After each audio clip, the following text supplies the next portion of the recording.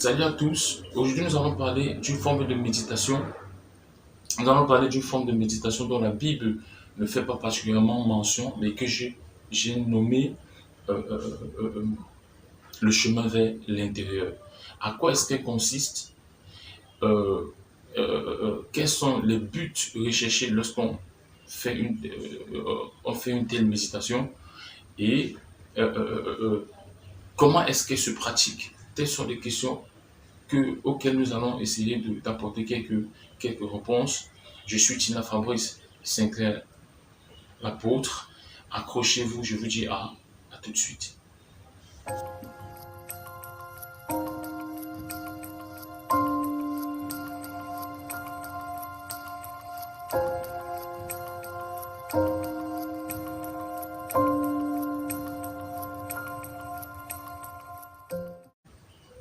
À quoi consiste cette méditation?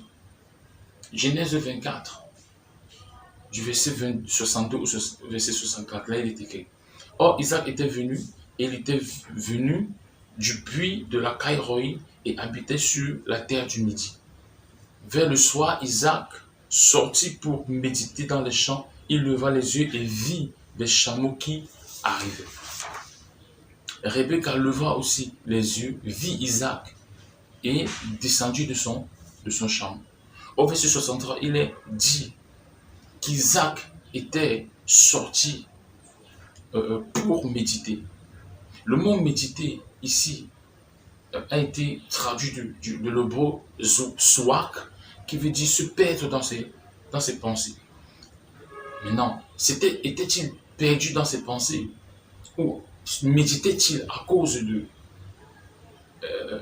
Rebecca ou alors à cause de quelque chose d'autre, d'une autre chose? Pour avoir les éléments de réponse, on peut aller au verset 62 où il est dit qu'Isaac il était venu du puits de la Caïroï et il habitait sur la terre du Midi.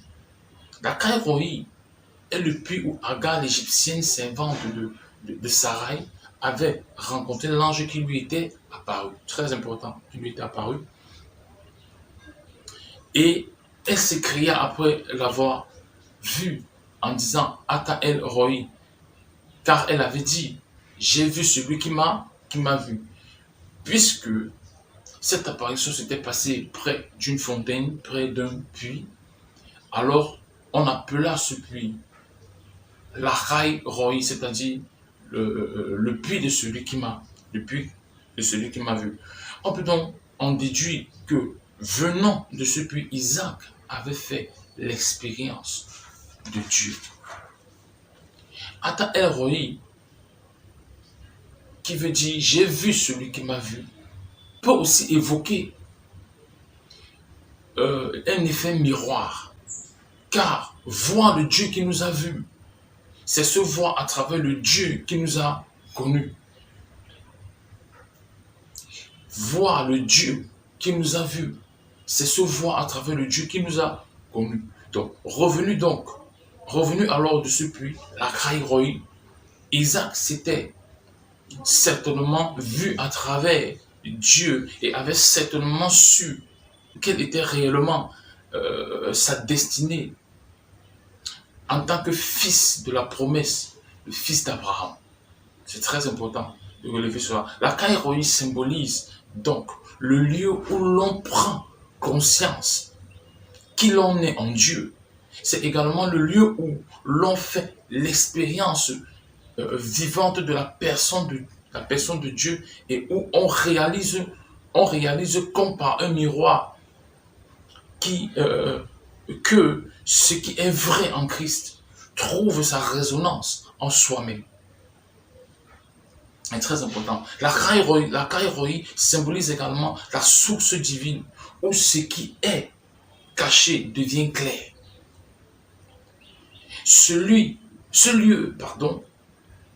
cette source est en l'homme. Elle se retrouve en l'homme, elle est localisée en l'homme. Et nous pouvons le voir par exemple dans Proverbe chapitre 4, verset 23, là il est écrit « Garde ton cœur plus que tout ce que l'on peut garder, car de lui viennent les sources de la vie.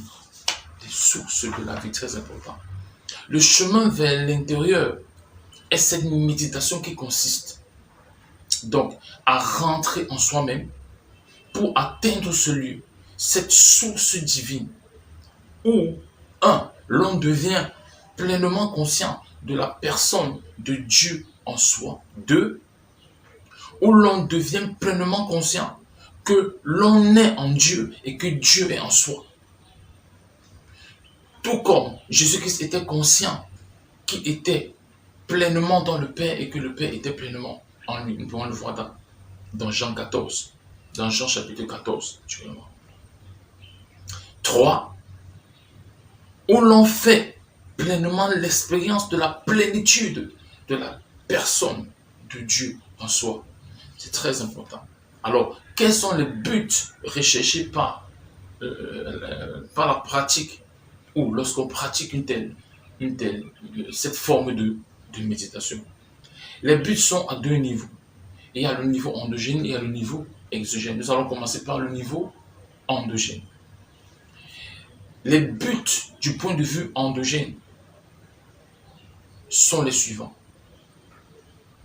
Le premier but, c'est rencontrer le Seigneur en soi-même, faire l'expérience de sa personne. À ce sujet, voici ce que Dieu avait dit à Abraham. Dans Genèse chapitre 12, verset 1. Va, quitte ton pays, ta famille et la maison de ton père. Et pour te rendre dans le pays que je t'indiquerai. En hébreu, il est plutôt écrit l'era. C'est-à-dire, va vers toi-même. Le Seigneur demandait donc à Abraham de faire, certes, le voyage vers Canaan, mais ce voyage devait commencer à l'intérieur de lui-même, car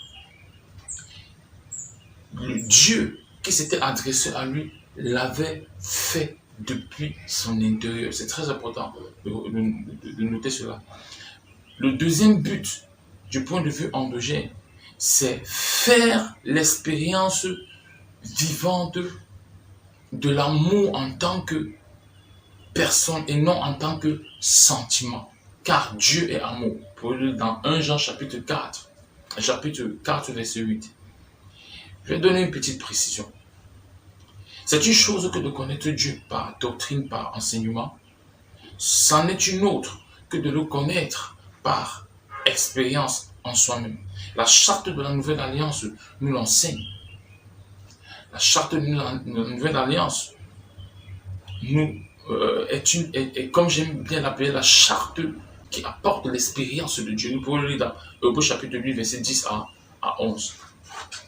Là, il est écrit: car voici l'alliance, le testament que je ferai après ces jours-là, avec la maison d'Israël, dit le Seigneur.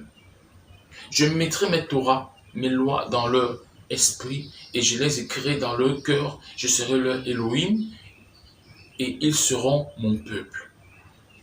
Ils n'enseigneront jamais chacun leur prochain, ni chacun leur frère en disant: connais le Seigneur, parce que tous me connaîtront, du petit jusqu'au grand d'entre eux. Parole du Seigneur. Bon, c'était très important d'apporter cette précision. Maintenant, toujours du point de vue endogène, le but recherché, l'un des buts recherchés, c'est maintenir actif l'œil spirituel. Matthieu, chapitre 6, verset 21, nous dit ceci: l'œil est la lampe du corps. Si donc ton œil est simple, tout ton corps sera lumineux. Le mot simple veut dire unique. Il leur demandait d'être conscients de leur œil spirituel, car par cet œil, la lumière, c'est-à-dire la connaissance de la personne de Dieu, se fera dans tout leur être. C'est ce qu'il faisait comprendre.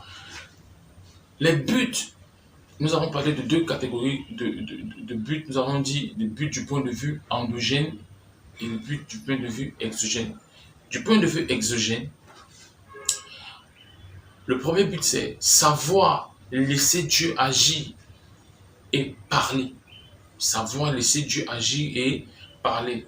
Dans Jean 14, Jésus disait à ses disciples que ne crois-tu pas que je suis dans le Père et que le Père est en moi?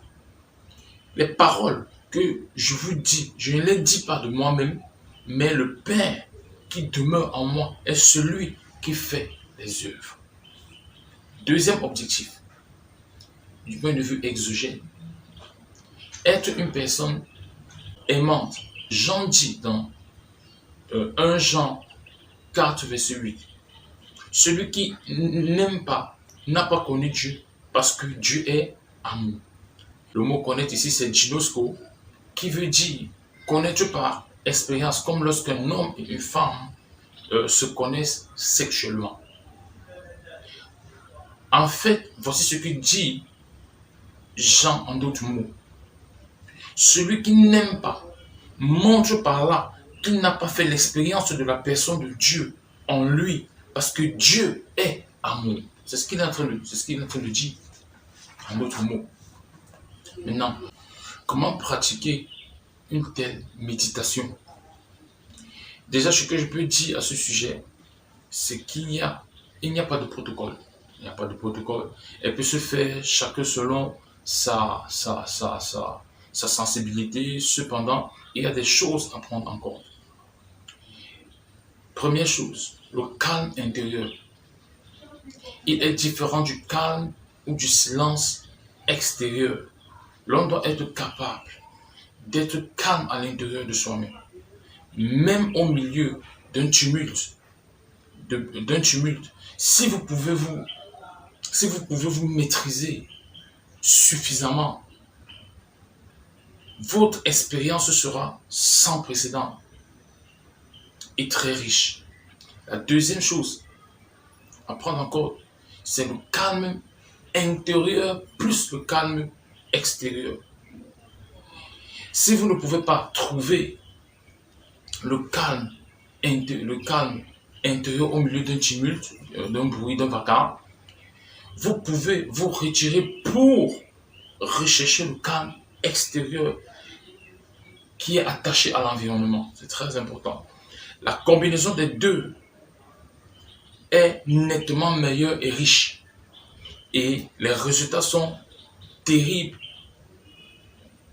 Personnellement, je vous le conseille. Je vous conseille vivement de faire la combinaison des deux, extérieur et intérieur.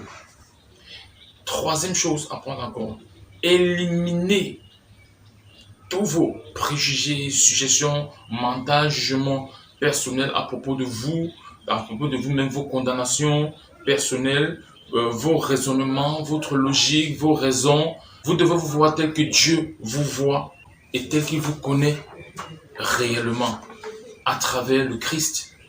Ces choses-là que je vous préconise d'éliminer sont des choses qui empêchent généralement l'homme à s'élever dans sa conscience à la dimension de Dieu et de voir et de reconnaître le Seigneur en lui-même en tant que lui et à travers lui. C'est très important. Autre chose, laissez l'Esprit du Père ouvrir tous les sens de votre être subtil, c'est-à-dire votre esprit. Autre précision à faire, très important. Cette méditation obéit au principe selon lequel c'est Dieu, par son esprit, qui se révèle en vous, pas à vous, en vous, et vous fait faire l'expérience de sa personne dans sa plénitude. Tout ce que vous avez à faire, c'est simplement être disposé. Le but ultime de cette méditation, c'est de vous disposer à faire l'expérience de Dieu dans toute dans toute sa plénitude et dans toute sa personnalité. C'est très important.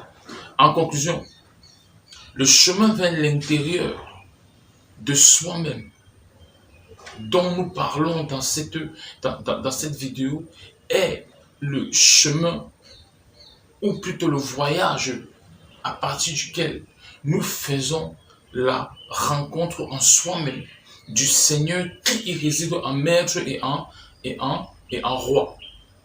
Ce voyage à partir duquel l'on apprend à faire l'expérience de la personne de Dieu, en l'occurrence de Christ qui est en soi. Que le Seigneur soit loué, que le Seigneur soit loué.